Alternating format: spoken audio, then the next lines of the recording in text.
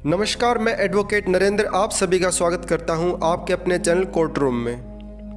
आज मैं आपके समक्ष उपस्थित हूं वैवाहिक मामलों से जुड़ी कुछ महत्वपूर्ण जानकारियां लेकर। दोस्तों, यह तो सभी जानते हैं कि पत्नी द्वारा पति पर और अन्य ससुराल वालों पर घरेलू हिंसा, दहेज की मांग, मारपीट के साथ साथ यौन शोषण, रेप और अननेचुरल सेक्स जैसे गंभीर आरोप लगाए जाते रहे हैं। और ऐसे आरोपों में सच्चाई कितनी होती है मुझे यह भी बताने की जरूरत नहीं है।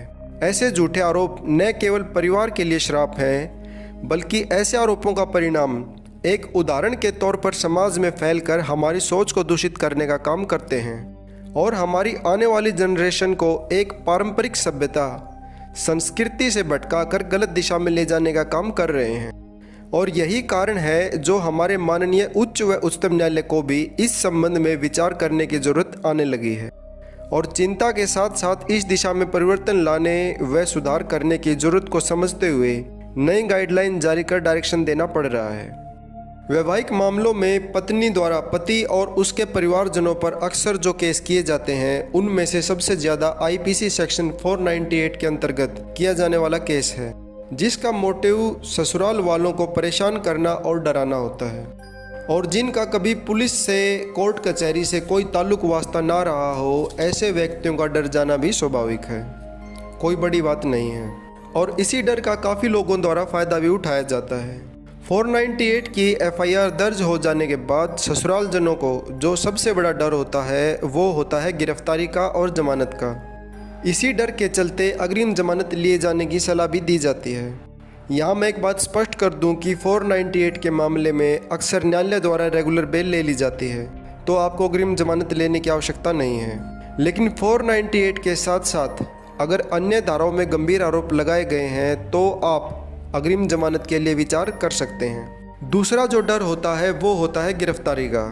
लेकिन अब 498 के मामले में गिरफ्तारी से डरने की भी कोई आवश्यकता नहीं है, क्योंकि माननीय उच्च न्यायालय द्वारा एक ऐसा लैंडमार्क जजमेंट पास किया गया है जिसमें 498 के मामले में गिरफ्तारी के संबंध में दिशा निर्देश दिए गए हैं। इससे पहले कि मैं आपको उस जजमेंट के बारे में बताऊं, अगर आप इस चैनल पर नए हैं तो चैनल को सब्सक्राइब कर लें और साथ में नोटिफिकेशन बेल आइकन को ज़रूर प्रेस कर लें ताकि आपको मेरे आने वाले वीडियो की जानकारी समय पर मिलती रहे। और अगर आपको मेरी यह वीडियो हेल्पफुल लगे तो लाइक और शेयर करना ना भूलें। 13 जून 2022 को इलाहाबाद उच्च न्यायालय द्वारा Mukesh Bansal versus state of UP मामले में यह जजमेंट पास किया गया, जिसमें ऑनरेबल जस्टिस राहुल चतुर्वेदी की पीठ ने महिला द्वारा पति और उसके परिजनों को झूठे आरोपों में फंसाने की बढ़ती प्रवृत्ति को देखते हुए और आईपीसी की धाराओं का दुरुपयोग रोकने के लिए कई दिशा निर्देश जारी किए। दिए गए दिशा निर्देशों में से एक में कहा गया कि यदि धारा 498 में एफआईआर दर्ज की जाती है तो 2 महीने के कूलिंग पीरियड के दौरान पति और उसके परिजनों के खिलाफ कोई गिरफ्तारी या कठोर कार्रवाई नहीं की जा सकती। इस निर्णय में पीठ द्वारा आगे कहा गया कि जिले में एक या एक से अधिक परिवार कल्याण समिति अर्थात FWC फैमिली वेलफेयर कमेटी गठित की जाएंगी और 2 महीने के कूलिंग पीरियड के दौरान मामला परिवार कल्याण समिति को भेजा जाएगा, जहां समिति के अधिकारी द्वारा मामले के बारे में अपनी रिपोर्ट प्रस्तुत किए जाने तक 2 महीने के अंतराल तक कोई गिरफ्तारी नहीं की जाएगी।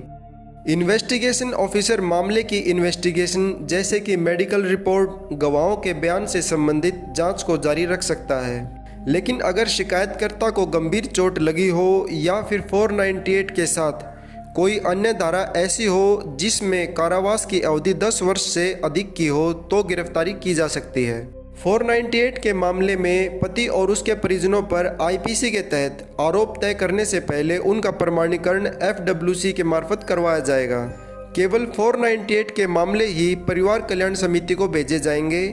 इस समिति से संबंधित जो दिशा निर्देश दिए गए हैं वे कुछ इस प्रकार से हैं। इस समिति में 3 सदस्य होंगे, जिनमें युवा अधिवक्ता जिसे 5 साल की प्रैक्टिस का अनुभव हो या फिर किसी सरकारी लॉ कॉलेज का 5वें वर्ष का छात्र हो सकता है जिसका एकेडमिक ट्रैक रिकॉर्ड अच्छा हो। जिले का मान्यता प्राप्त युवा सामाजिक कार्यकर्ता भी शामिल किया जा सकता है या फिर रिटायर्ड न्यायिक अधिकारी भी इस समिति का सदस्य बनाया जा सकता है। किसी वरिष्ठ न्यायिक या प्रशासनिक अधिकारी की शिक्षित पत्नी को भी सदस्य मनोनीत किया जा सकता है।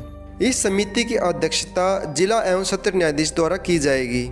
समिति के सदस्यों को गवाह के रूप में नहीं बुलाया जाएगा। मामला समिति को भेजे जाने के बाद समिति दोनों पक्षों की ओर से ज़्यादा 4 समझदार व्यक्तियों को पार्टी के साथ आने की अनुमति देगी, जो मामले को सुलझाने के लिए समिति के सदस्यों का सहयोग करेंगे और दोनों पक्षों के बीच हुई गलतफहमी को दूर करने का प्रयास किया जाएगा। समिति अपनी रिपोर्ट शिकायत प्राप्त होने की तारीख के 1 महीने के भीतर न्यायिक अधिकारी या फिर पुलिस अधिकारी को सौंपेगी। इसके बाद समिति की रिपोर्ट पर इन्वेस्टिगेशन ऑफिसर या फिर मजिस्ट्रेट द्वारा विचार विमर्श करके ही आईपीसी के प्रावधानों के अनुसार आगामी कार्रवाई अमल में लाई जाएगी। दोनों पक्षों के बीच समझौता होने की स्थिति में जिला एवं सत्र न्यायाधीश द्वारा मामले को निपटाने की कार्रवाई आगे बढ़ाई जाएगी। दोस्तों, जिस अपील के अंतर्गत यह दिशा निर्देश दिए गए हैं, अब मैं थोड़ा सा उस मामले के बारे में भी बता देता हूँ। हापुड़ के एडिशनल सेशन जज साहब ने पत्नी द्वारा दायर किए गए एक आपराधिक मामले में पति और उसके माता पिता की आरोप मुक्ति के आवेदन को खारिज किया, जिसकी अपील इलाहाबाद उच्च न्यायालय में की गई। 2018 में महिला ने एक एफआईआर दर्ज करवाई, जिसमें महिला ने दहेज उत्पीड़न के साथ साथ अपने पति पर यौन व शारीरिक हिंसा का आरोप लगाते हुए उसके पिता और देवर पर सेक्सुअल फेवर के डिमांड का भी आरोप लगाया। माननीय उच्च न्यायालय ने पाया कि महिला व उसका पति 2017 से अलग रह रहे थे और उनकी शादी को 1 साल व 4 महीने ही हुए थे। यह देखते हुए माननीय उच्च न्यायालय ने महिला के ससुराल वालों के आरोप मुक्ति के आवेदनों को स्वीकार किया और यह भी कहा कि संयुक्त परिवार में रहते हुए ससुर या देवर द्वारा सेक्सुअल फेवर की डिमांड करना असंभव और मुश्किल जान पड़ता है। हालांकि महिला के पति के खिलाफ मुकदमे को जारी रखा गया। इस जजमेंट में न्यायालय ने न केवल दिशा निर्देश दिए, बल्कि विवाह जैसे पवित्र रिश्ते को लेकर काफ़ी कुछ चिंताएं भी व्यक्त की। न्यायालय ने कहा कि विवाह की हमारी जो सदियों पुरानी संस्था है, उसकी पारंपरिक सुगंध समय के साथ पूरी तरह से लुप्त हो जाएगी अगर आईपीसी की धारा 498 का इसी तरह से बेखौफ रूप से दुरुपयोग होता रहा तो। और साथ में यह भी माना कि वैवाहिक मामलों में महिला द्वारा आरोपों को कई गुना बढ़ा चढ़ाकर पेश किया जाता है। इस मामले में एफआईआर में महिला ने आरोप लगाया था कि उसका पति व ससुराल वालों ने 50 लाख रुपए दहेज मांगा और ससुर व देवर ने शारीरिक शोषण करने की कोशिश की। पति ने अप्राकृतिक यौन संबंध बनाया और गर्भपात कराने के लिए मजबूर किया। न्यायमूर्ति चतुर्वेदी जी ने कहा कि महिला ने घटना को कई गुना बढ़ा चढ़ाकर पेश किया है। पत्नी को कोई गंभीर चोटें नहीं थी, सिर्फ खरोंच के निशान थे। मेडिकल परीक्षण से पत्नी ने इनकार भी कर दिया था। न्यायालय ने इस तथ्य पर भी ध्यान दिया कि आईपीसी की धारा 498 का उपयोग पत्नी अक्सर अपने ससुराल वालों के खिलाफ एक हथियार के रूप में इस्तेमाल करती है। जुलाई 2017 में भी ऑनरेबल सुप्रीम कोर्ट द्वारा 498 के दुरुपयोग को रोकने के लिए और शिकायतों को निपटाने के लिए एफडब्ल्यूसी के गठन के दिशा निर्देश दिए गए थे। तो दोस्तों, इन दिशा निर्देशों और माननीय उच्च व उच्चतम न्यायालय के प्रयासों से यह प्रतीत होता है कि निकट भविष्य में आईपीसी के दुरुपयोग पर पूर्णतः लगाम लगा दी जाएगी। तो आज के लिए इतना ही। मिलते हैं हमारे नेक्स्ट वीडियो में अन्य कानूनी जानकारियों के साथ। नमस्कार।